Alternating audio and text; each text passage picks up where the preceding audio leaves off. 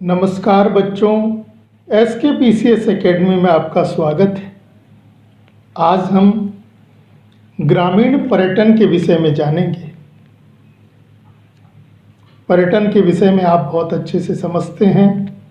पर्यटन यानी किसी पर्यटक स्थल को देखना, उस पर घूमना फिरना। भारत में भी पर्यटन और विदेशी लोग भी पर्यटन के लिए भारत आते हैं। तो क्या क्या ध्यान रखना है? परीक्षापयोगी बिंदु हैं जो आगामी समस्त परीक्षाओं में कुछ न कुछ यहाँ से पूछा जा सकता है। पहली बात ध्यान रखेंगे, पर्यटन मंत्रालय ने 2020 में देखो अपना देश पहल शुरू की। तो भारतीय पर्यटन मंत्रालय ने 2020 में एक पहल चलाई, देखो अपना देश। भारत में देखने के लिए बहुत कुछ है। दूसरी बात ध्यान रखेंगे, पर्यटन मंत्रालय ने स्वदेश दर्शन योजना के तहत भारत में पर्यटन सर्किट विकसित करने की बात की है। यानी स्वदेश दर्शन योजना के तहत भारत में पर्यटन सर्किट विकसित किए जा रहे हैं और इनकी पहचान की गई है। ये कितने सर्किट विकसित हो रहे हैं? तो 15 सर्किट विकसित होंगे। ये भी ध्यान रखिएगा, स्वदेश दर्शन योजना कब शुरू हुई है? तो 2015 से सरकार ने इस योजना को शुरू किया है और स्वदेश दर्शन के तहत ही 15 सर्किट विकसित हो रहे हैं। जानते हैं कौन कौन से 15 सर्किट हैं? पूर्वोत्तर सर्किट, बौद्ध सर्किट, हिमालय सर्किट, तटीय सर्किट, कृष्ण सर्किट, रेगिस्तान सर्किट, जनजातीय सर्किट, इको सर्किट, वन्य जीवन सर्किट, ग्रामीण सर्किट, आध्यात्मिक circuit, Ramayana circuit, heritage circuit, सूफी सर्किट, तीर्थंकर सर्किट। तो ये 15 सर्किट विकसित किए जा रहे हैं। किसके तहत? स्वदेश दर्शन योजना के तहत भारत सरकार इन सर्किटों को विकसित कर रही है। सर्किट से तात्पर्य होता है परिपथ।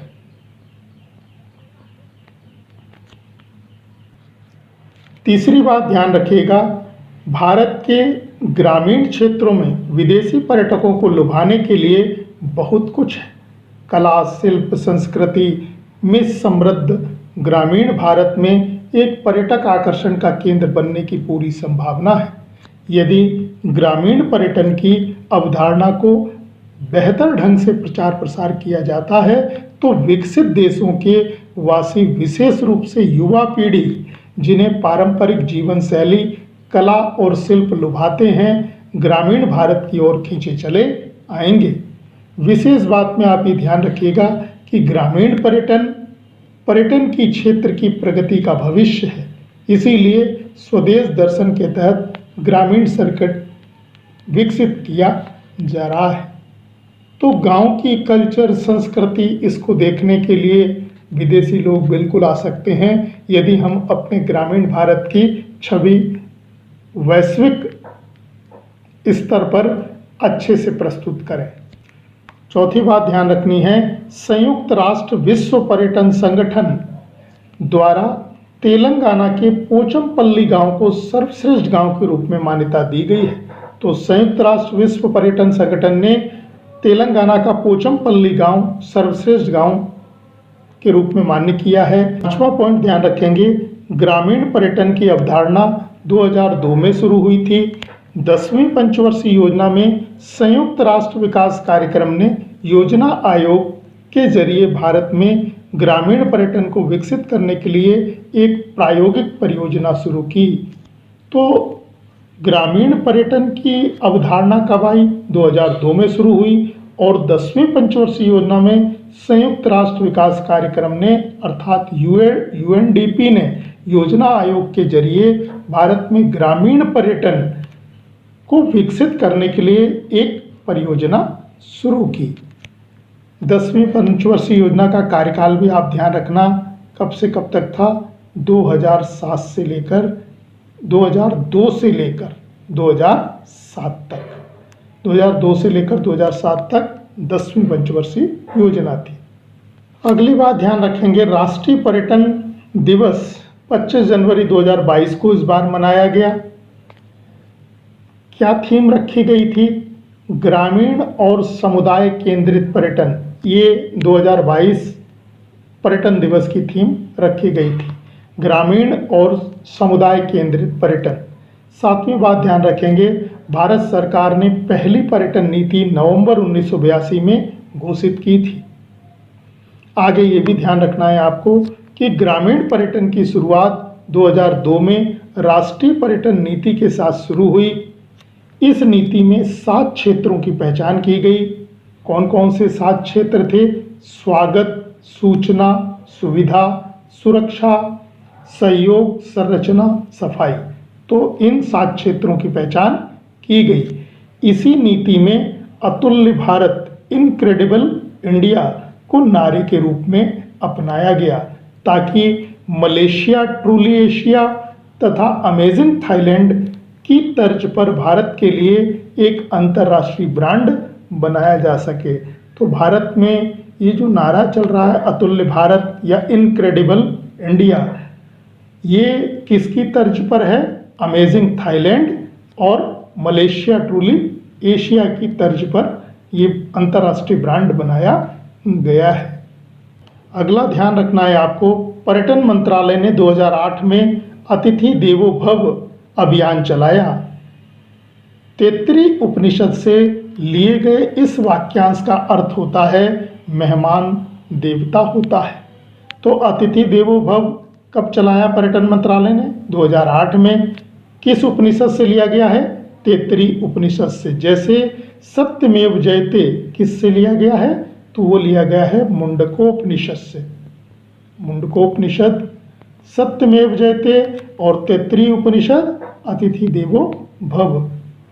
अगला पॉइंट ध्यान रखना है, संस्कृति मंत्रालय ने 2017 में सांस्कृतिक मानचित्रण पर राष्ट्रीय मिशन शुरू किया। इसके तहत राष्ट्रव्यापी संस्कृति जागरूकता कार्यक्रम हमारी संस्कृति हमारी पहचान, ये अभियान के जरिए भारत का सांस्कृतिक मानचित्रण किया जा रहा है। तो संस्कृति मंत्रालय ने 2017 से हमारी संस्कृति हमारी पहचान ये अभियान शुरू किया है। ये भी ध्यान रखेंगे, हर घर तिरंगा अभियान संस्कृति मंत्रालय द्वारा ही शुरू किया गया है। ये भी ध्यान रखना है, गांधी जी का सपना था हम एक ग्रामीण सभ्यता के उत्तराधिकारी हैं। हमारे देश की विशालता, आबादी का विस्तार, देश की अवस्थिति और जलवायु इसे ग्रामीण सभ्यता बनाते हैं। अगर गांव नष्ट हो गए तो भारत नष्ट हो जाएगा, क्योंकि भारत गांवों में ही बसता है। तो गांधी जी का ये सपना था और गांधी जी लघु और कुटीर उद्योगों के हिमायती थे। वे कहते थे कि जो भी विकास की बयार बहे वो ग्रामीण घरों के भीतर से होकर गुजरे। तो गांधी जी लघु और कुटीर उद्योगों को जो है महत्ता देते थे। अगले पॉइंट में आपको ये ध्यान रखना है, नीति आयोग ने द्वीपों को विकसित करने, आइलैंड को, द्वीपों को विकसित करने के लिए अंडमान निकोबार द्वीप समूह के 4 द्वीप और लक्षद्वीप के 5 द्वीपों को चुना है।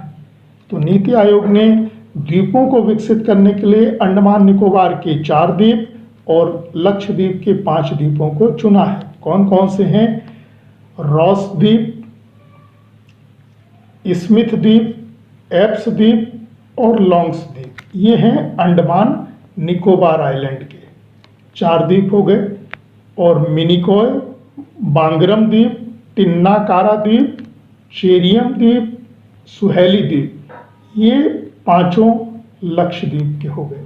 तो 5 लक्षद्वीप के हैं मिनिकॉय, बांगरम, टिन्नाकारा, चेरियम, सुहेली, और अंडमान निकोबार के हैं रॉस, स्मिथ, एप्स और लॉन्ग्स द्वीप।